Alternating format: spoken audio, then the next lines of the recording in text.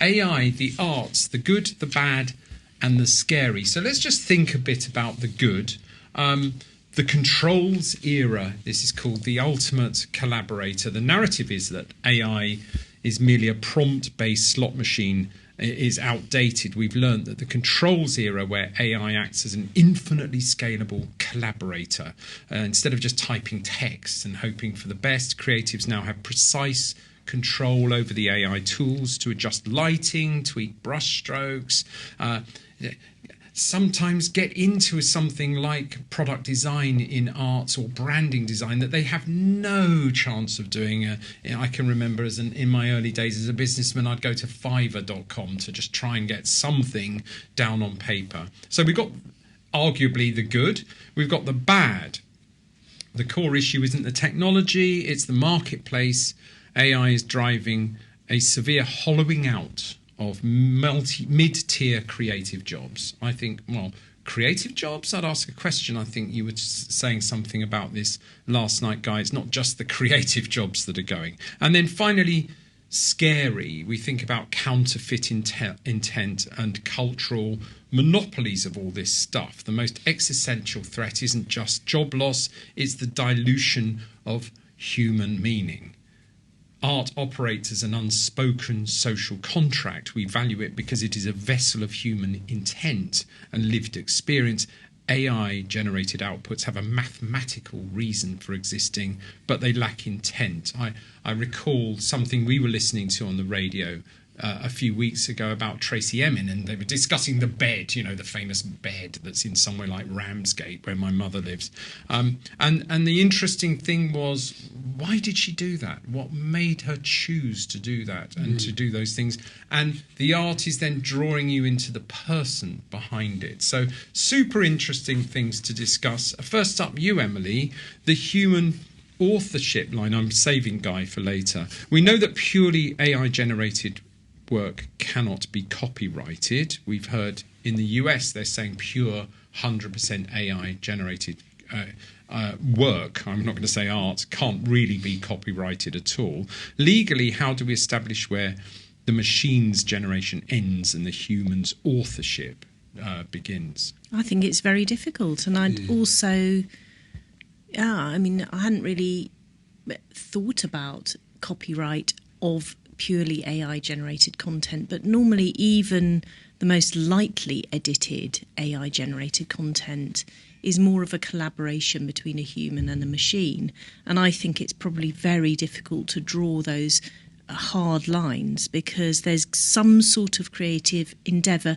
Because don't forget, the AI-generated content wouldn't exist were it not for a human intent, an instruction. It wouldn't just come into being yet.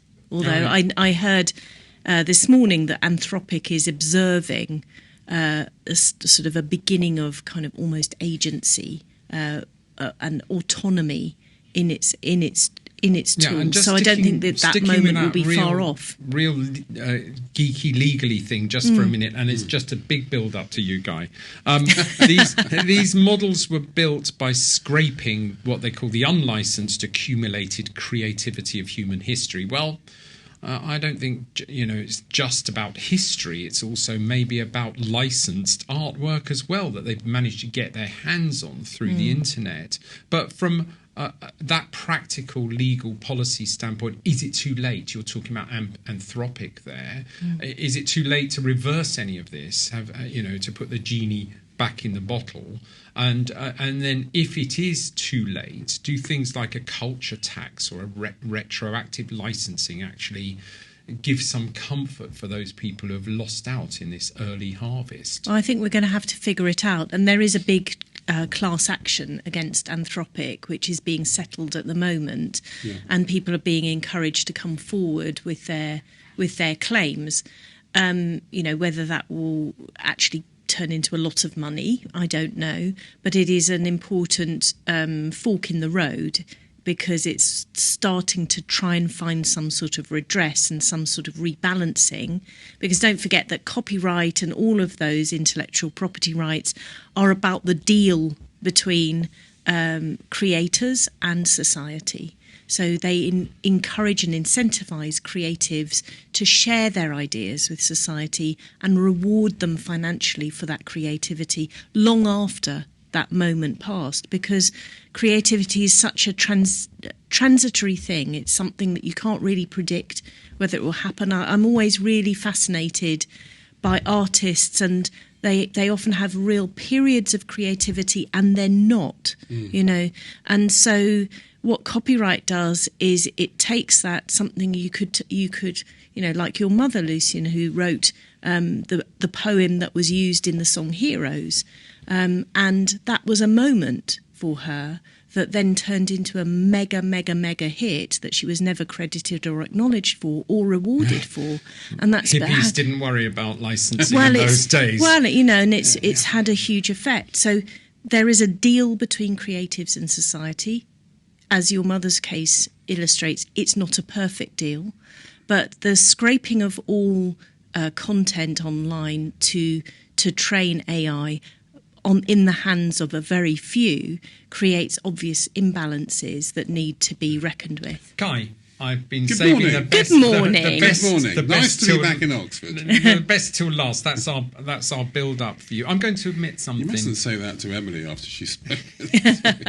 Oh well, I could build on that, but Okay. let's not go down there. We live in I'm going to admit something. We live in an age, and have done for some time, where news is automated, where everything's about newswire, churn, automatic rendering and summarising of topics, pushing out there, and almost what we now call AI slop, but it was just kind of news slop. You're watching really high quality publications being closed in favour of sort of algorithmic news, and this is just old-fashioned database-driven news. We're now getting into AI, but before we do that, I wanted to say that we worked with Elephant Communications, your PR company, because we recognise something in you, because your work is with major musicians and concert halls, and your whole culture is steeped in the arts. What's happening here in the arts? Is there still room for a PR company in this slop news driven AI churned out world? That's of a very dystopian picture. Auto news. I think, and I don't think it's music. I think it's everything. I think you mentioned the media landscape of churn and some of the challenges and going on in that area. But what I've seen in the last 2 years as well is there's absolutely a value on really good informed editorial that says something. And I think we see it on social media. I think we see it on so many things that as you have more generic, so the value of the human created has a part to play as well. I think that's the same in music. I was fortunate about 3 months ago to support the Royal Philharmonic Orchestra, who did a big study, an audience study on AI in music and what that audience thought. And the picture was mixed. There were, and looking beyond classical music, looking at pop music and other forms of music as well, there was clearly an audience, about 45%, who just liked the music they liked, and some younger people who had grown up enjoying Bob Marley and Queen and Elvis, who had never seen them live, were quite in favour of AI creating new catalogue for them to enjoy because they'd never experienced them as artists. But then there was another group, about 50+%, who were very anti-technology invading or taking away the creativity, the independence, the ability to earn of creative musicians because they had an important societal role. But the real play out from the data, what it really showed is people felt, and this is the audience felt, they felt there was a real role for AI to play on, like in the environment we're on now, on editing and mastering and restoring archive recordings so they sound better. So studio work, which for a lot of artists there's not a lot of money in now because of streaming sites, but it absolutely could not touch the live experience, which is about the moments, which is about human creativity, which is about spontaneity, which is about mistakes, which is about human interaction. So in some ways, that's not a lot different to what we've seen from the streaming age, where you've seen a separation between musicians monetizing live music and studio music, and that's echoed in work I've done in the rock and blues space as well. It's a very similar thing. But one view I've heard, which is an interesting view, because when I've talked to, like, through my radio show and stuff, lots of rock bands, they tend to think about what it means for artists. Will engineers survive? Will musicians survive? There is another view, which is that the bands and the artists will be fine, but they may not have an audience to play to, because, of course, AI affects everyone. And here you're talking about the middle tier jobs, so it's not. We're talking about the audience who can afford to come and see. If you have a lot of white collar workers buying tickets, going to concerts, going out for a date night with their loved one on a Friday to the O2 Arena or wherever it is to see their favourite band, if they don't have a job, they're not going to go to a concert. So that's an absolutely fascinating. Everyone is point. focused on the stage Yes. and the studio, but no one's really in the music world looked at the audience. And if it's all about live, that's where the income is.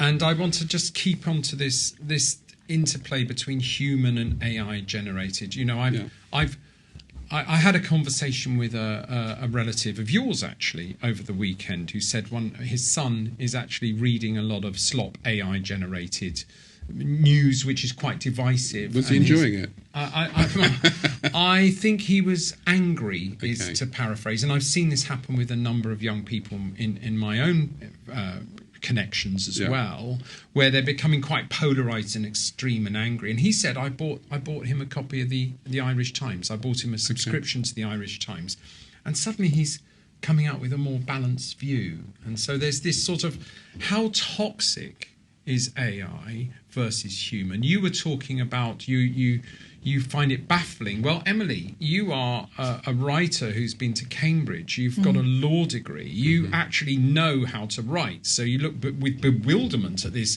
hyperachiever AI that's producing arguably better copy than you have.